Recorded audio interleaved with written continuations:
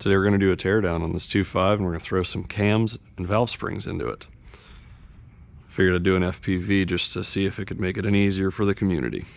Alright, so over here, this is going to be going into an NC Miata. So we have our donor oil pan, donor fuel rail. I'm not going to use these fuel injectors. Our donor crank pulley. And somewhere we have a pickup tube and a gasket. Over here we have all of our new parts. Valve cover gasket, the block breather that goes on the side, rear main seal. We won't be installing this. This is the AC dryer unit. Dipstick, thermostat, oil filter, spark plugs, appropriate size belt for use with AC. Mazda speed valve springs, balance shaft delete. All of our builds get the brand new Ford parts.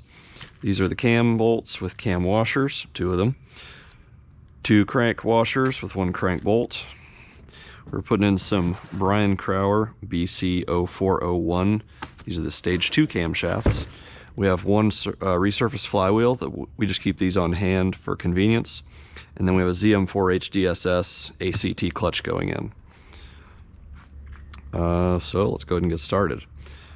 Alright, if your motor has one of these, keep it. This is going to need to be wired into your factory harness because they're different. So just going to go ahead and put that aside. Alright, I've got my scrap bin over here. I've got my trash bin, so we're just going to start throwing things away as we don't need them.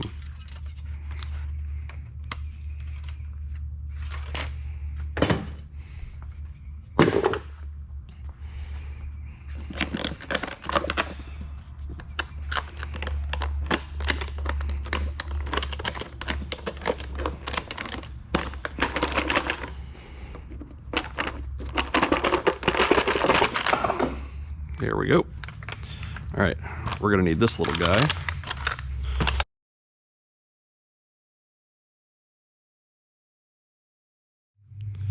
All right, so here we have our camshafts, timing chain. There's some nasty down in cylinder 1. We'll clean that out when we pull the spark plugs.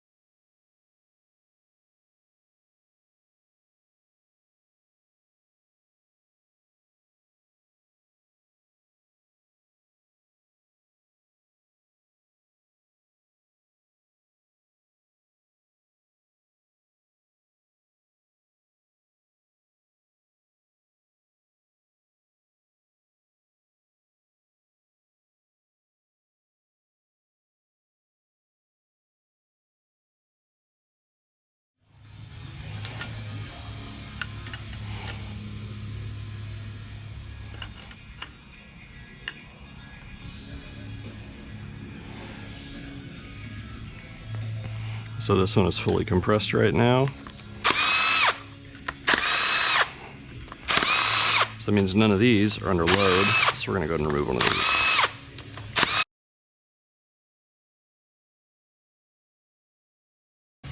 Okay, nice and gradual.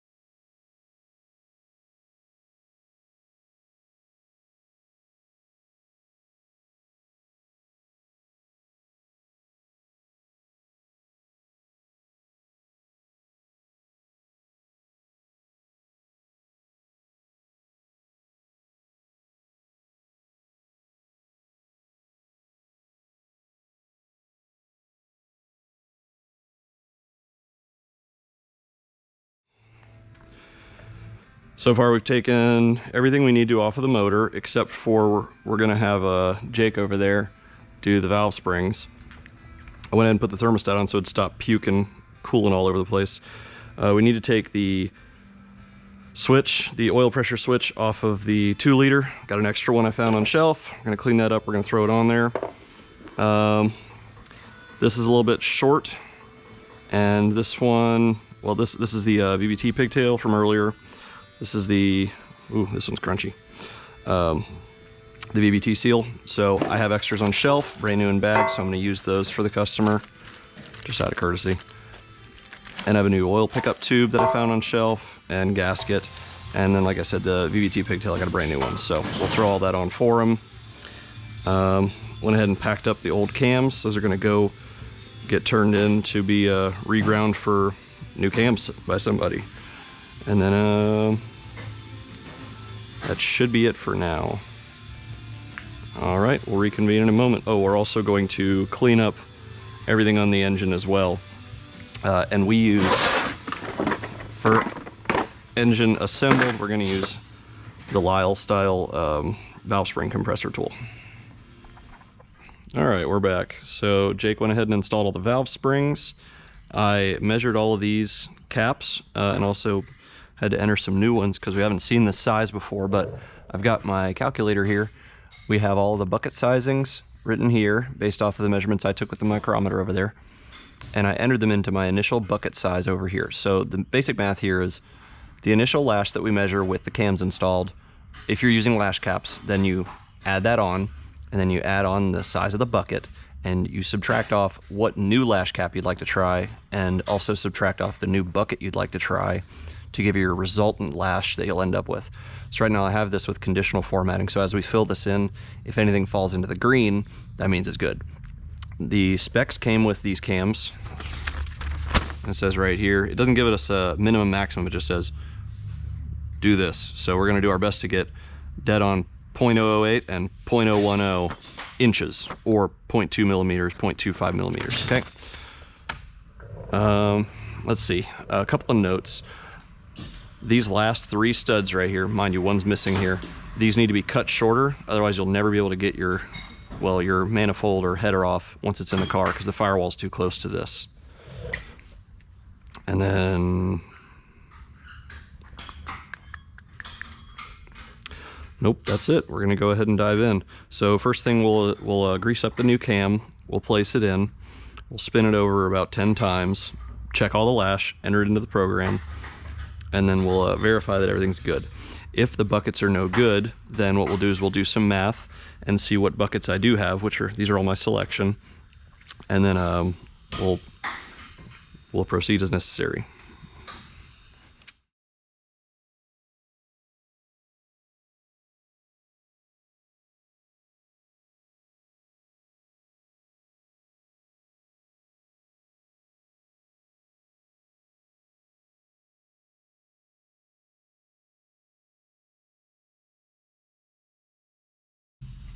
Oh, we didn't verify that I'm not at TDC.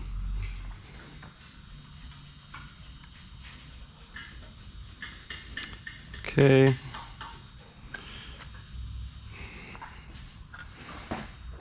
need to make sure we're on compression stroke, so we're gonna go backwards. This is at TDC right now. Go backwards.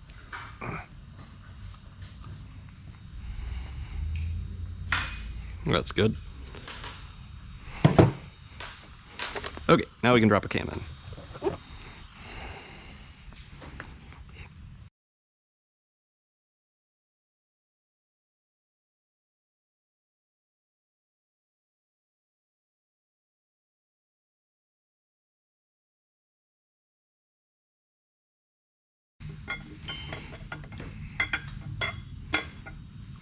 Okay, I'm gonna be sure that sits there. Okay.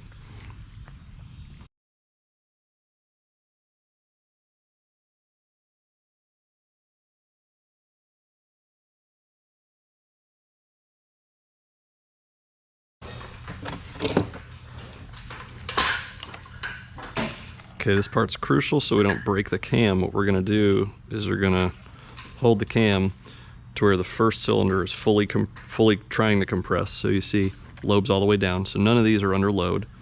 And we're gonna bring this one down gradually.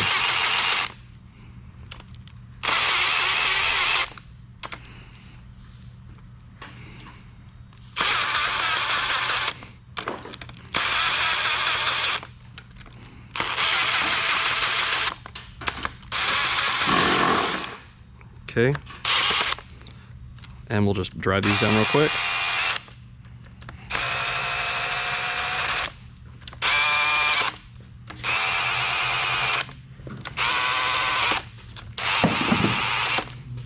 Okay. We'll come back and torque these in just a sec.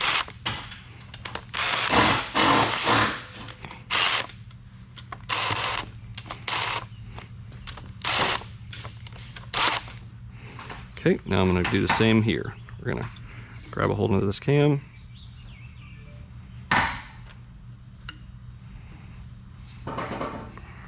Roll over to there. Okay, we need to make sure that sits correctly too.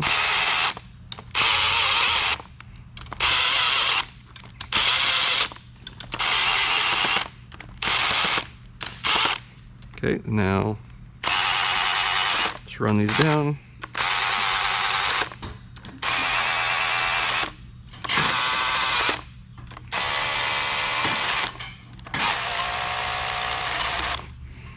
Okay. I'm gonna go grab my handy torque wrench. We're gonna torque these down. Okay, that should put us right at 144. Spec for these is 11 to 12 pound-feet. Okay, so just gonna grab these.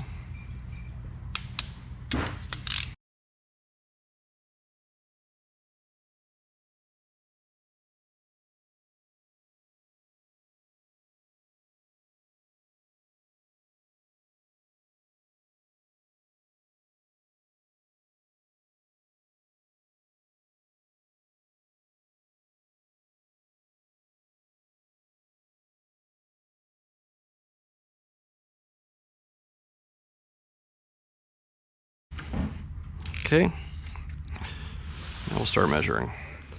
So we'll start by checking to see if these fit a 10. 10's the objective.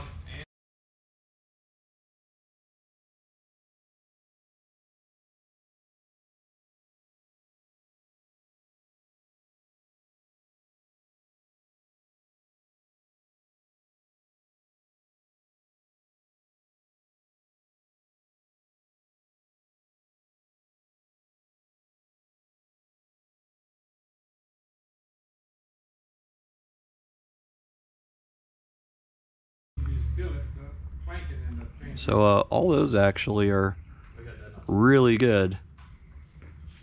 So now we can move on to the other one. Okay. Yeah, I mean, that or buy a new transmission, those aren't exactly cheap.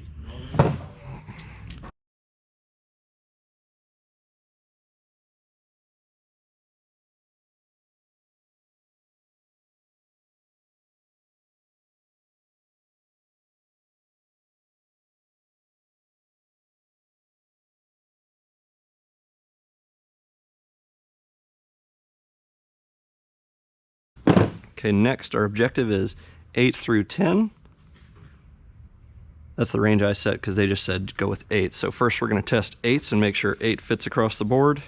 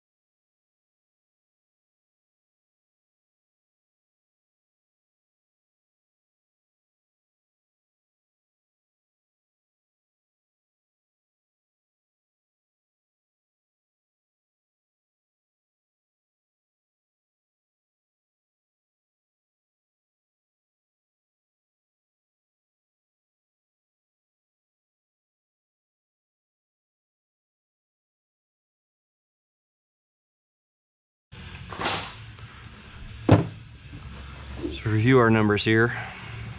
We're supposed to have an 8 to a 10 range. Looks like we got no 8s, but a whole lot of 10s. And same on this side. So for grins, I'll go ahead and see what buckets I've got and see if we can shim or change the sizing to get us even closer. All right, because the exhaust, I'm not worried about that. That's 10 and 11s, no big deal. But we have 9s and 10s the whole way across here. So I'm gonna go ahead and pause the video here and just take my time doing some changing. All right, so rotated over a couple more times, rechecked everything. Numbers are actually fine. More of the times I measured, they came out correct. So we got pretty much all 8s and 9s down the intake side and 10s and 11s down the exhaust side. So we're good to go. I'm gonna put this back on. And mind you, the bolt I was rotating it over with was just a dummy extra bolt. These are one-time use since we are torquing them to yield. So just use the one that you took off. We're gonna torque on the front. Okay. And we're ready to continue assembly.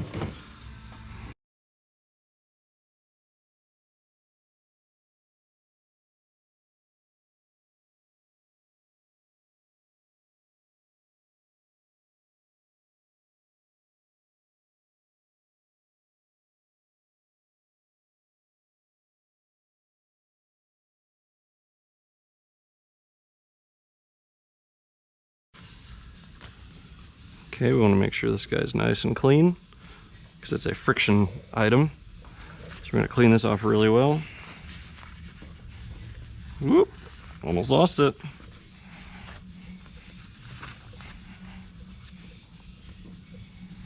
Okay, we're going to slip that on there. Okay, the raised portion goes outward, so the surface inward, okay? It's going to go there.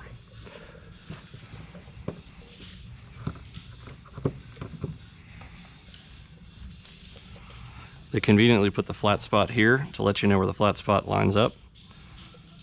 See? So we're going to end up putting that on there to match. Okay.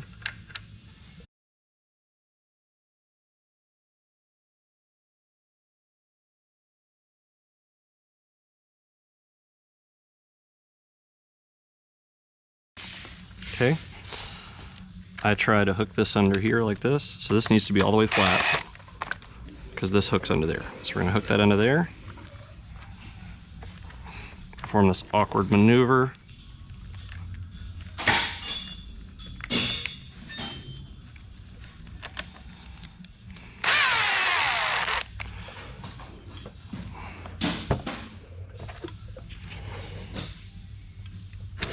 There we go. That's on there. We'll double check it. Okay, now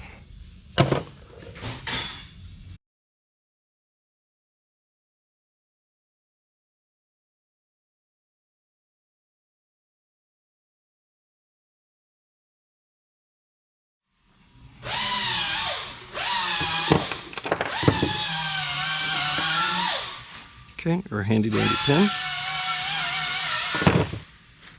Careful, this guy sometimes likes to squirt out oil. Okay, so we have a ratchet mechanism right in there. So what I'm gonna do, put it in my quick grip.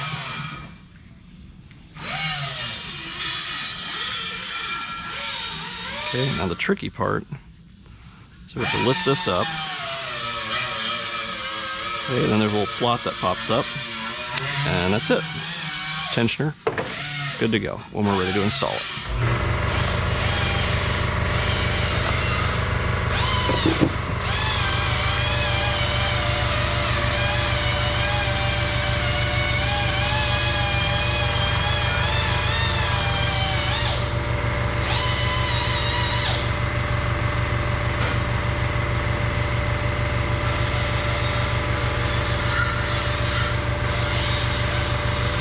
Okay, so right now we actually don't have the motor at TDC, so we're going to need to put the motor at TDC before we continue.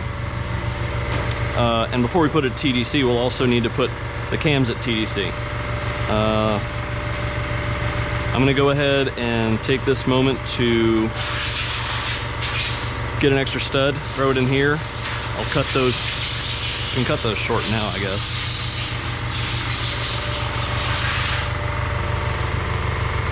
And I'll go ahead and install this sensor. And we're gonna wanna make sure this guy is really clean.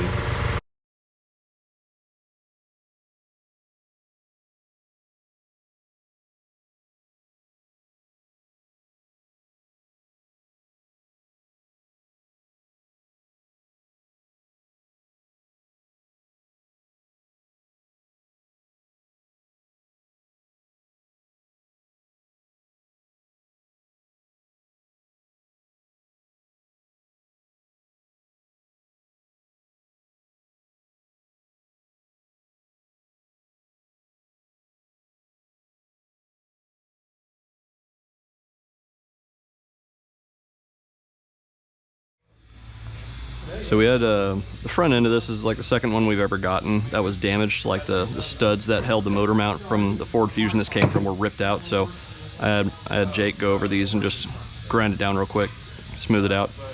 When we get this assembled, we're actually going to grind off a segment of this also, because this is where the belt goes, unless you get the L3AW front cover.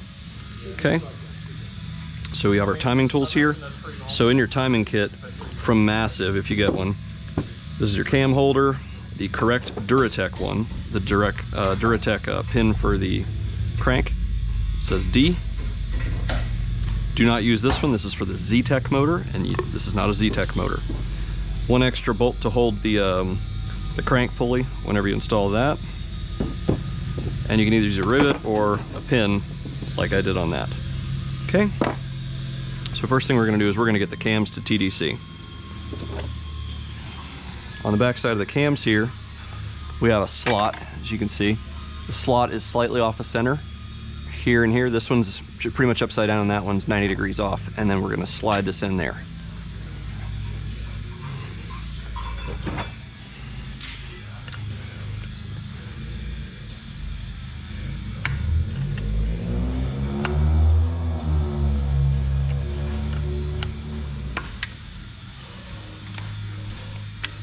There we go, that one slid in. I'll rotate this guy over.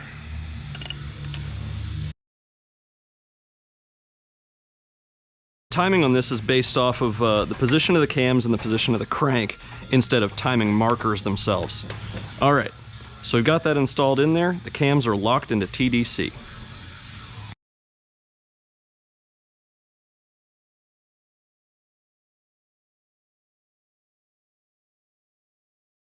Okay, now that the cams are in position, we have the crank still at 90 before top dead center. So these should be about the same, but we want it on the compression stroke. Well, it doesn't matter, compression stroke or exhaust stroke, because the cams are locked. So either way, we're gonna rotate over the crank until it hits up against this pin. And you can see inside of here where it lines up, this counterweight is gonna come over and tap up against that. So I'm gonna rotate it over now. So that's knocked up against there. Cool. We're at TDC. Okay, now with all timing components, well, with the cams and the crank confirmed into position, we're gonna go ahead and start installing the chain and the cams, gears. So I'm gonna clean these off. Should not have any oil on these, as we're gonna be putting on friction washers. So if you notice during the uninstall video, there were no friction washers, neither the cam nor the crank, but we're reassembling with friction washers.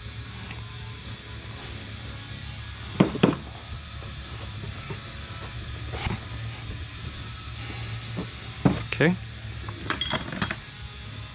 Okay, the cam does not have a forward or backward direction to it. See, it's same direction both ways. I'm gonna go ahead and, well, first we want to get our washers in place. So one cam washer, one cam bolt.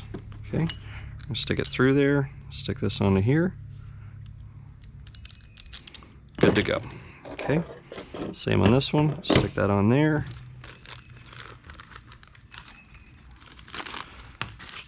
There it is.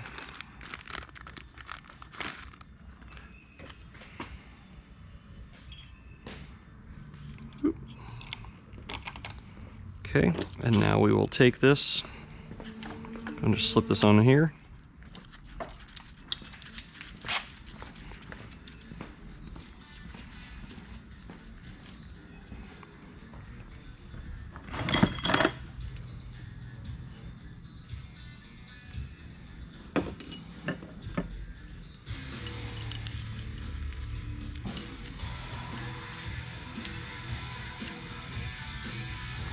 I'm gonna go and throw this around here.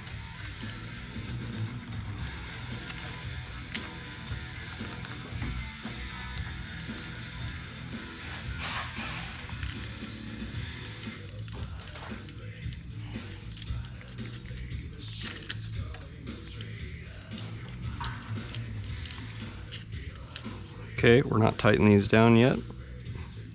Just make sure they're able to. There we go. Okay, that's fine there. Now, notice all the timing components are free right now. None of these are locked down at all. The crank doesn't move, the cams actually don't move. So we're gonna swing this over. And that actually does bring tension up, okay? So we're gonna go ahead and install this here.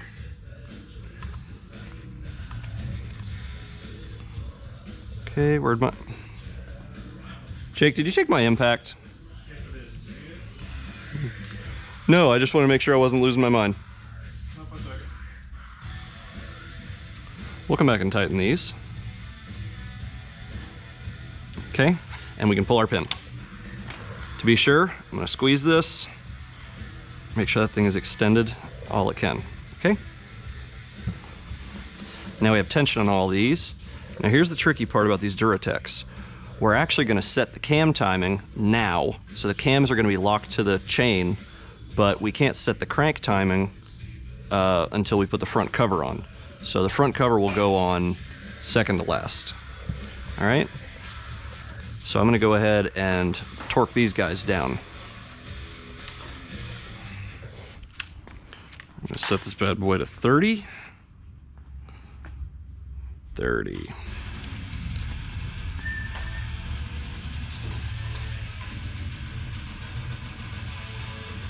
Do you also have my 21? I do. Got it. Okay, it's important that I counter this by myself because these can't take any load, but as an individual person, I can push and pull against this by myself. It's not that big of a deal. So first we're gonna get these. There we go, okay. So pulling back. That was our 30, very easy.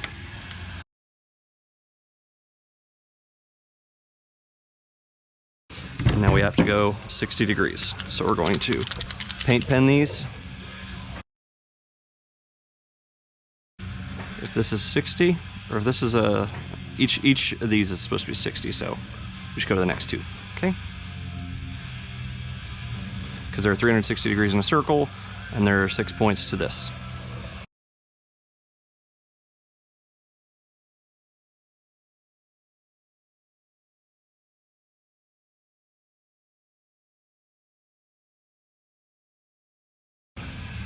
Nailed it. All right. So the cams are now timed. What we're gonna do is we're gonna leave the bar in here until we can set the crank time. We'll go ahead and tighten these two 10s up and stick the front cover on with a whole bunch of RTV. So we've already cleaned this guy up all the way around the edge. Don't forget 1, 2, 3, 4 on the center surfaces. We do those 4. Okay. And then we'll actually stick this washer in through the front cover once we get there.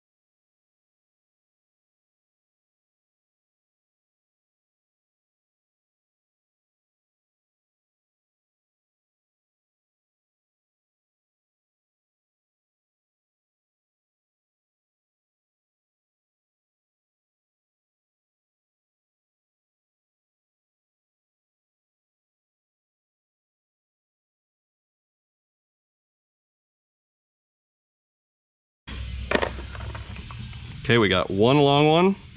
The one long one goes right above the crank. And you can tell because it goes in this far. If you tried to use one of the other ones, it won't go, or it doesn't work very well because it bottoms out. See? So we have to put that one there. And then the rest of these are all the same size. Okay?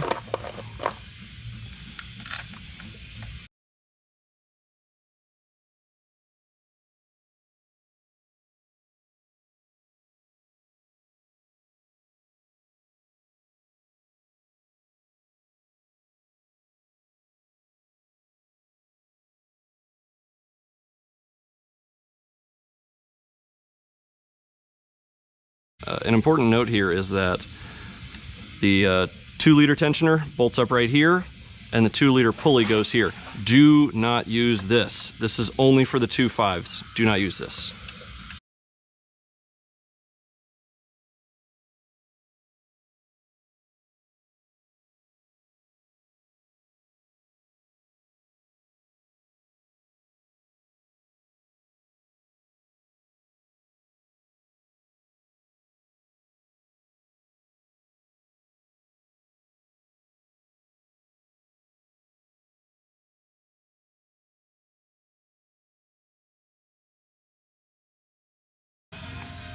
Okay, so I'm going to throw on the pickup tube.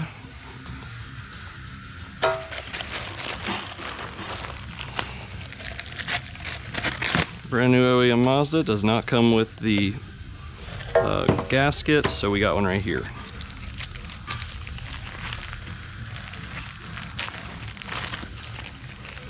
Okay, just go ahead and stick that guy in there. We can use the same bolts that we took out.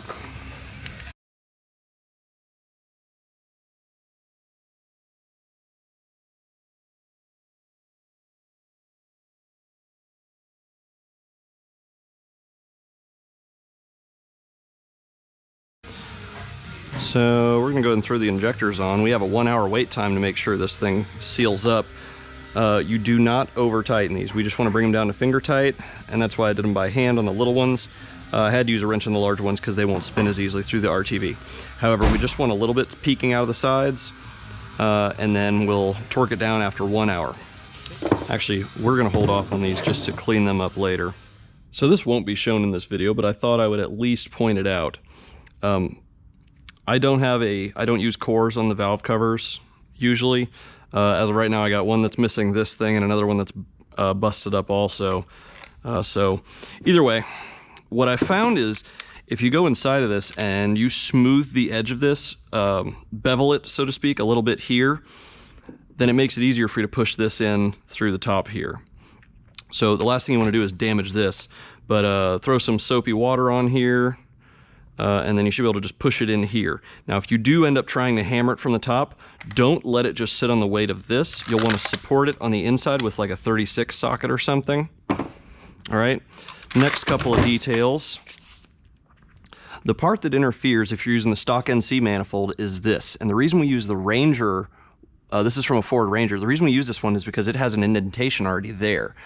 But on one or two that we've done, I actually had to clearance this on the manifold. So what you can do is you can put some paint pen on here or put some RTV, slap your manifold on here, and verify that it doesn't transfer. And if it does, make sure it's not a lot. You know, you want to make sure that that's not too much interference. Next thing, this is the part where you put in the rubber insert for the starter. We will not be showing the starter installation on this video either. We're just showing the long block, essentially. I went ahead and stuck some PTFE on here, installed the switch from the NC. I did put RTV on the front bottom of the timing cover, as you saw just a little bit ago.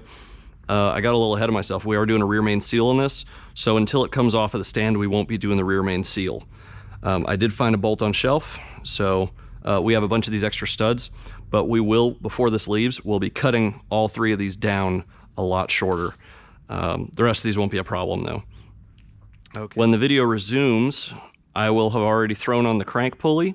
So the crank pulley installation is simple. We're going to throw one of these washers on there. We're going to throw the crank pulley on there along with the alignment bolt. The alignment bolt goes through that hole, through this hole here, to make sure that you are at the correct position for the trigger wheel. But I can't put the timing wheel on until I tighten that guy, and I can't tighten that guy until the RTV sets. RTV has been sitting for about 25 minutes now, so I'm going to wait around a little bit more, tighten all those up, and leave this for tomorrow. I'm also going to go ahead and change out that oil filter. If you do happen to replace out the filter perch for any reason, be sure you clean the crap out of that surface on both sides and use a brand new Mazda gasket on there. I'm going to go ahead and do a couple more things before I get out of here tonight. The customer did not supply the motor yet for the core, so what we have done is we went ahead and marked the tooth here. This is the 5th tooth on the timing wheel. That is the one that when you install the crank position sensor, you align it dead center of that. Now right now, I have went ahead and thrown on the pulley, the washers behind it. I wiped off the front surface and the rear surface, and then the bolt is not tightened yet, okay? So this is actually free to move just a little bit, okay? That's not a big deal, just a little bit, not a really big deal. Ideally, we'd like to keep it centered, so I just threw another M6x1 in there, okay? We have it at TDC still. Let's see, threw my oil filter on there, and I'm gonna throw my water pump on there. I like to use the 2.5 liter water pump pulley just because it has big holes in it, so it's actually lighter than the OE one that comes on the 2.0. Okay, so we're just gonna throw this on here real quick.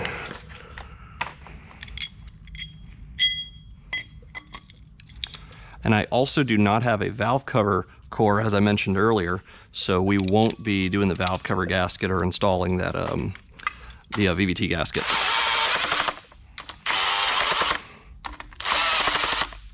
Okay, and the next part is where we take the we have a special tool that we use on the crank. I'm gonna go grab it right now. We have to torque the crank to 76 foot-pounds. Ah, there it is, this beauty. Crank goes to 76 foot-pounds and then an entire 90 degrees. Really good idea to do this with 2 people, just because it's a lot. Get this up to 76 on the dot. There we are.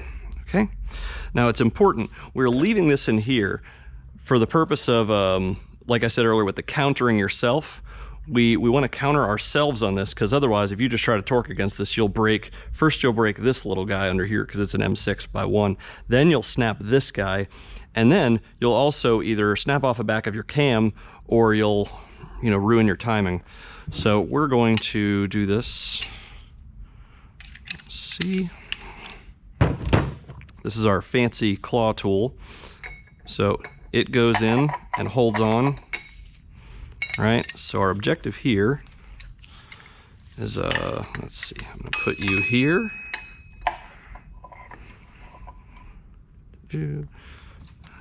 Put this here. Okay, and again, 76 foot-pounds. This isn't the end of the world. It's not a ton. So I can counter myself pretty easily with this. Okay, there's my 76. Now what we'll do is we'll grab our paint pen again. Okay, I loosen this for this portion because this is going to be very difficult to do. We're going to go ahead and mark this, right? Mark it all the way down there. Okay, and 90 degrees is over here. Okay, so we'll get it to 90 degrees over. Okay, I'm going to go ahead and at this time remove all the timing components, that way nothing gets damaged during this process. So we can take this out. Okay, be sure this guy goes in nice and tight. Okay, we're going to knock that out of there.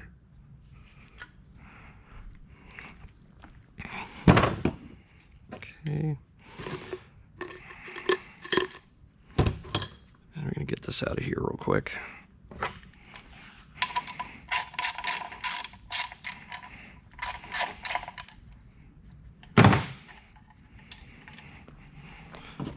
Okay. Put that away for the next job. So the next part, we don't use the torque wrench. We're just going to do that and tighten her down, but that again is a two-person job, so I'll wait until Jake gets in the morning. We'll knock that out. Meanwhile, I'm gonna throw a trash bag over this so no moisture gets into it, other than, well, obviously we're in Texas, it's goddamn humid. Okay, oh, I'll go ahead and throw my spark plugs in. We have some brand new laser iridiums, LTR5BI13. I'm gonna throw in a set of these. Remember, do not drop your spark plugs down whole. With your handy dandy spark plug tool, you can hold on to them.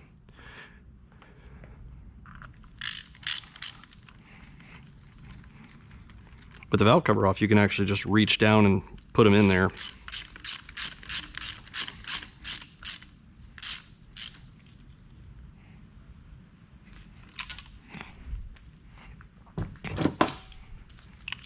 Like so.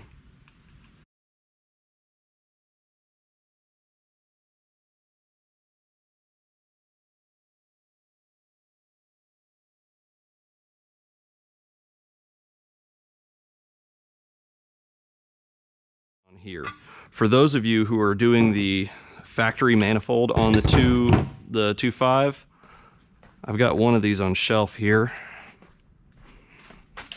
All right. So this one had a buddy weld up a little bit on these, but you open up the ports just a little bit, and there's nothing that needs to be done between here all the way to here. It's all up here that needs to be opened, and you need to go perpendicular here. If you try to go upward, you will go into this material here. But the easiest way to do this is, it goes on like so. There's a little bit of play to it, very little. You just reach in, and you can feel the upper end of it right behind here as to where it's not lined up.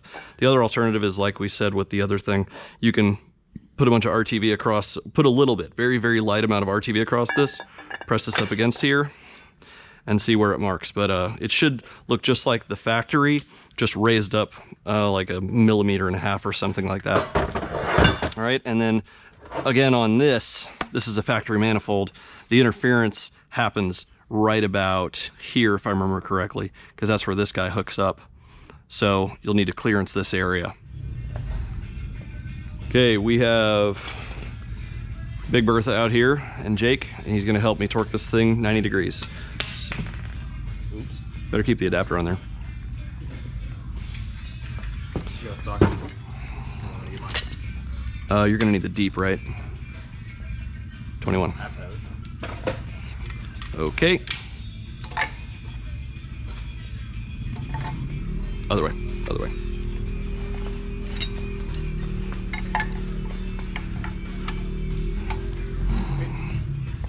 Okay. A little over half.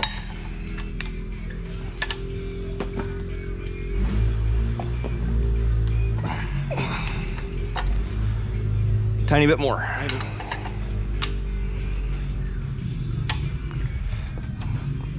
No, it's too far.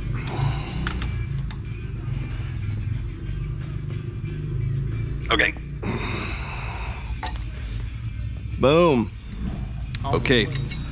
Jake took care of cleaning the injectors just a little bit ago. We went ahead and installed those. Make sure you have your 2-liter fuel rail. Doesn't matter which bolts you use, but you need to have the white stripe injectors at the very least. The white stripe injectors are the ones that come with the 2.5 liter. Unless you're upgrading, then of course, you know, put those in there. I already popped the rear main seal off, but to demonstrate how I do the install, I'm gonna have him take it off the stand, and then we'll also throw the oil pan on after that. It's ideal to put the oil pan on after you do the rear main seal because it goes to the bottom of the rear main seal. The rear main seal is this whole assembly right here. So the oil pan seals up against the bottom of that. We're suspended in the air right now, and we're ready to throw rear main on. So the trick for rear mains is it does come with this cool installation tool.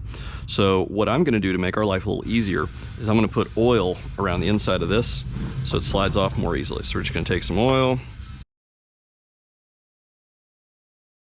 This does not require RTV around it, but if you want, you can put a little bit around there for making yourself feel better. Okay. And we have a handful of 8s that go on it.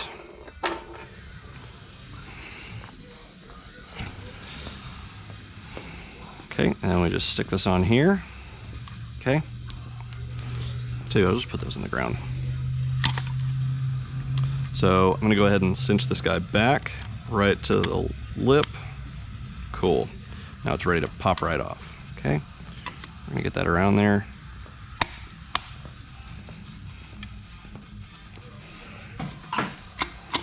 And it's on.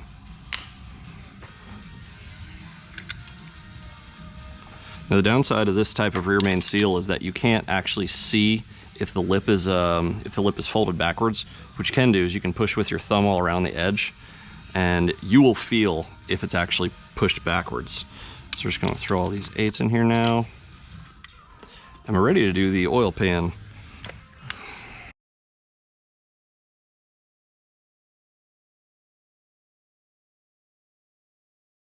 All right, since some of these motors don't come with a plate already on here, either flex plate or flywheel, we're gonna go ahead and take the liberty of cleaning out all of these spots here.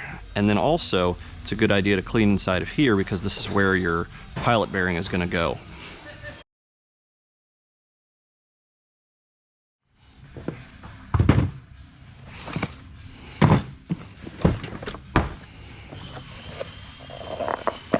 Okay, brand new, going to the customer. Won't really need this, but it's here. Our new pilot bearing. Okay, so on the pilot bearing, you'll see there's a little grease seal on it. The grease seal goes outward. We're gonna need to get into this adult-proof packaging.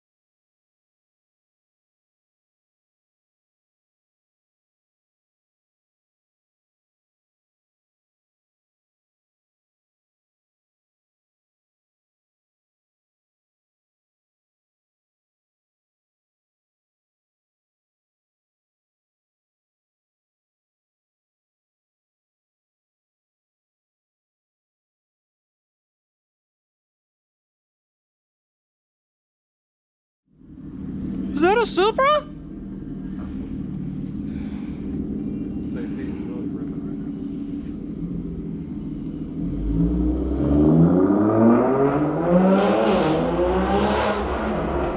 Okay, give me some red Loctite.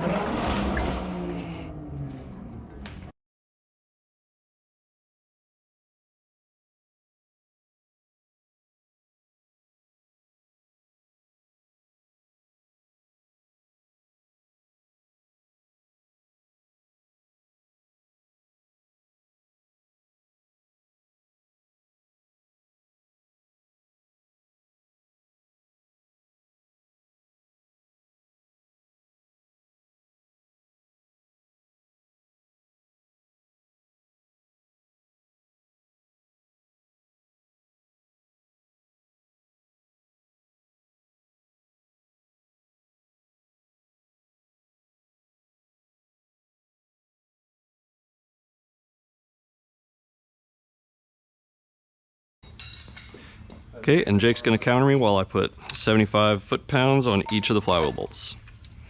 Okay, you're gonna be lifting.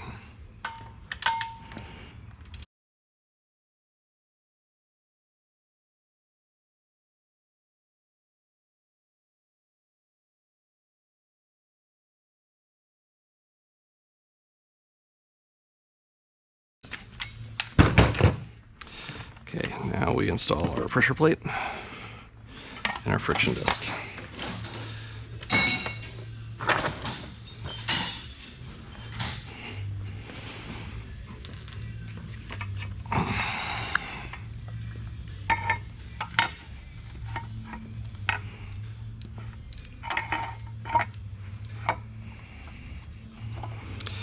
So what I like to do here is install these bolts just a thread or two in, and then I'll go back and I'll gradually tighten them up just a little bit until the friction disc, you can move it, but you can't, when you let go, it doesn't just flop.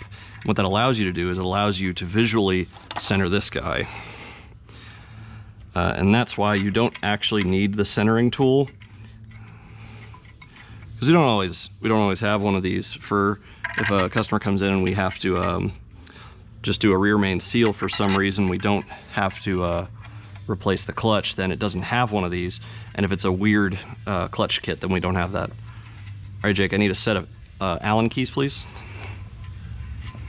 For the impact or just the Allen key? Impact. Go ahead and bring me my rail. All right. Yeah, so it's still loose.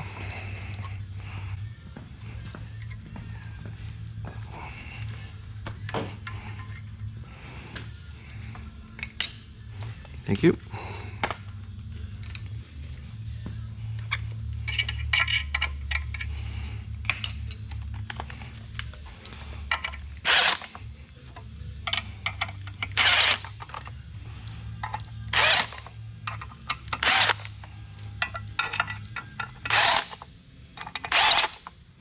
Still loose.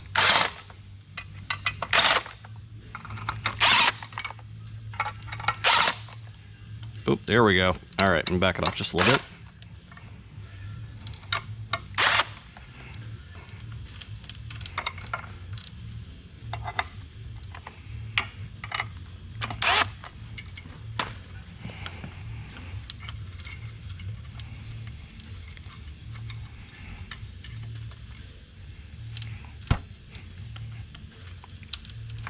All these guys are loose. It's still tight.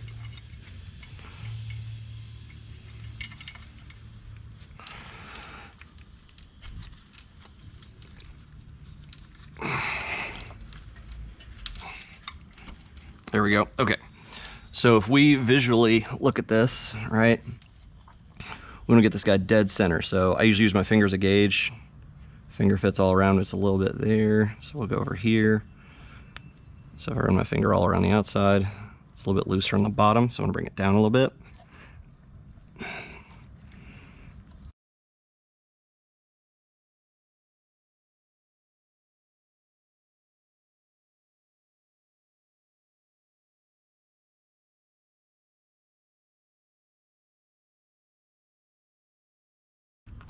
Nice and easy.